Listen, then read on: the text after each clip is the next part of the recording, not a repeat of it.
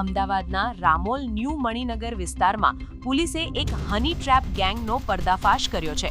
કર્ણાવતી એન્ક્લેવમાં મહિલાઓ સાથે મળીને લોકોને ફસાવી નકલી પોલીસ બની ખોટા કેસ કરવાની ધમકી આપી લાખો રૂપિયા પડાવવામાં આવતા હતા।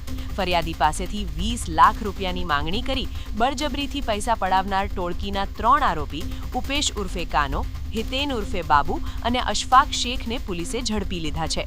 પોલીસે આરોપીઓ પાસેથી રોકડા 20,000 રૂપિયા, 3 4 વ્હીલર ગાડીઓ અને 5 મોબાઈલ મળી કુલ 19.40 લાખનો મુદ્દામાલ જપ્ત કર્યો છે। જો કે મુખ્ય આરોપી રવિન્દ્રકુમાર હળવદિયા સહિત 4 આરોપીઓ હજુ ફરાર છે, જેમને પકડવા રામોલ પોલીસે તપાસ તેજ કરી છે।